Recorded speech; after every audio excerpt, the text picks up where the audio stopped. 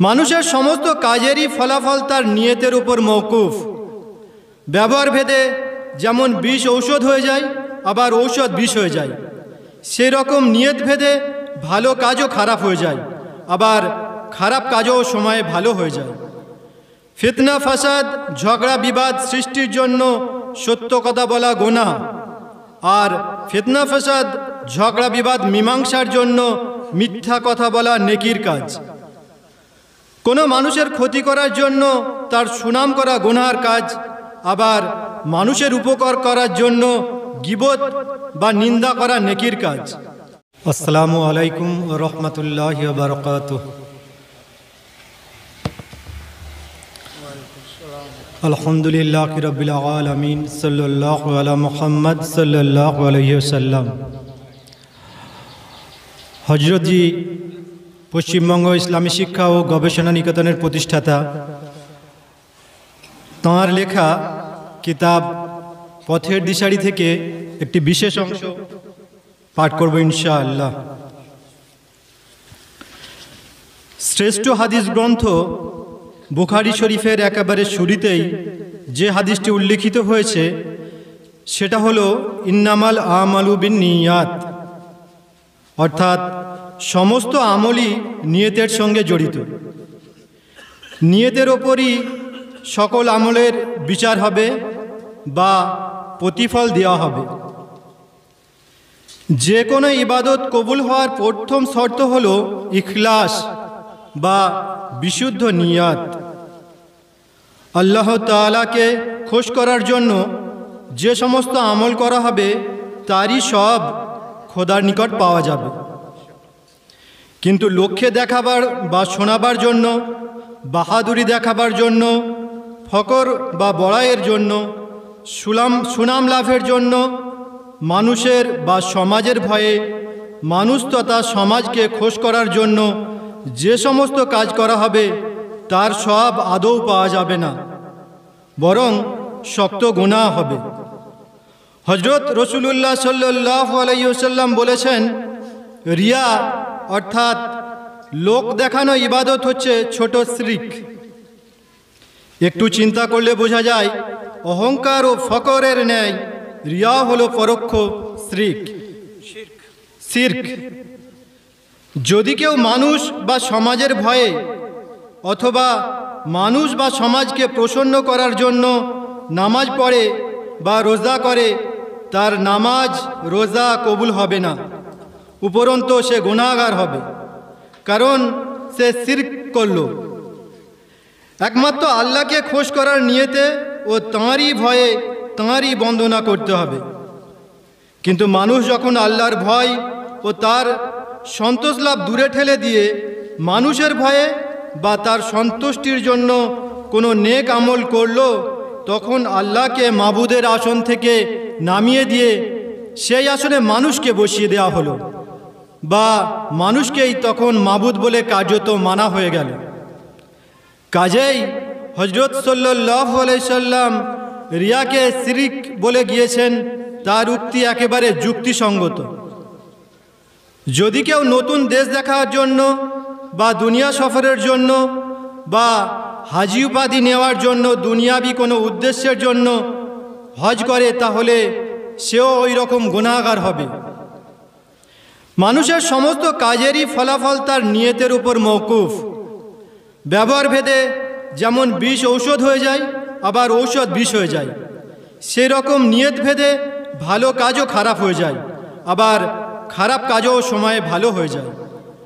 ফিতনা ফাসাদ ঝগড়া বিবাদ সৃষ্টির জন্য সত্য কথা বলা গুনাহ, আর ফিতনা ফাসাদ ঝগড়া বিবাদ মীমাংসার জন্য মিথ্যা কথা বলা নেকির কাজ।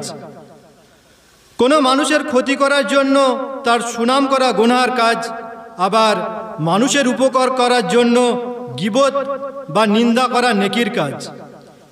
ইসলামের ইজ্জতের জন্য ফকর করা নেকির কাজ, আর ইসলামের বেইজ্জতির জন্য হীনতা স্বীকার করা বা নম্রতা দেখানো গুনাহ। ইসলামকে জিন্দা করার জন্য বেদ, গীতা, বাইবেল, ত্রিপিটক, জেন্দাবেস্তা প্রভৃতি বিভিন্ন শাস্ত্র ও বিভিন্ন দর্শন বিজ্ঞান পাঠ ও অনুশীলন করা সওয়াবের কাজ। কিন্তু দুনিয়া হাসিলের জন্য বা ইসলামের অবমাননার জন্য বা স্বার্থ রক্ষার জন্য পবিত্র কুরআন, হাদিস, ফিকহ ইত্যাদি পাঠ ও অনুশীলন গুনাহর কাজ। ইসলামকে জিন্দা করার জন্য দিনী বা সামাজিক খিদমত বা খোদার বন্দেগীর জন্য শরীরকে শক্তিশালী, হৃষ্টপুষ্ট ও স্বাস্থ্যবান করে গড়ে তোলা সওয়াবের কাজ। পক্ষান্তরে দুনিয়াতে ফিতনা ফিসাদ করার জন্য, লোকের ওপর জুলুম করার জন্য, শোষণাদি করার জন্য শরীরকে শক্তিশালী করে গড়ে তোলা গুনাহর কাজ। সত্য ও প্রকৃত বিষয় উদ্ঘাটনের জন্য পবিত্র কুরআন হাদিসে গবেষণা করা সৎ কাজ বলে গণ্য হবে। আর ইসলামকে জগতের চক্ষে হেয় প্রতিপন্ন করার মানসে বা নিজের স্বার্থ সিদ্ধির জন্য পবিত্র কুরআন হাদিসকে গবেষণা করা অসৎ কাজ বলে গণ্য হবে। খুলুসিয়াতের সঙ্গে যদি কেউ কুরআন ও হাদিস শরীফে ইস্তেহাদ করে এবং যদি তার ইস্তেহাদ প্রকৃতপক্ষে গলত হয়ে যায়, তাহলেও সে গুনাহগার হবে না। খুলুসিয়াত না থাকলে তার ইস্তেহাদ যদি সহি প্রতিপন্ন হয়, তাহলেও সে গুনাহগার হবে। সুন্নতের পায়রাবি করার নিয়তে যদি কেউ লম্বা চুল রাখে, তাহলে সওয়াব হবে। আর সৌন্দর্যের জন্য বা অন্য কোনো দুনিয়াবি নিয়তে লম্বা চুল রাখলে তা বাহ্যত সুন্নতি বলে মনে হলেও সুন্নতের সওয়াব পাওয়া যাবে না।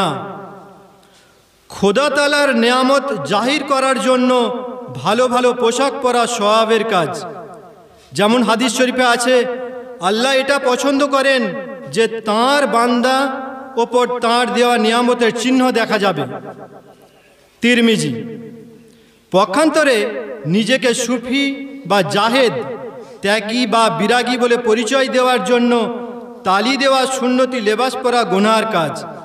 যেমন হাদিসে আছে, যে মানুষ দুনিয়াতে খ্যাতি অর্জনের জন্য, আত্মপরিচয় দেওয়ার জন্য ফকরের পোশাক পরে, আল্লাহ কিয়ামতের দিনে ওই মানুষকে অপমানের পোশাক পরাবেন।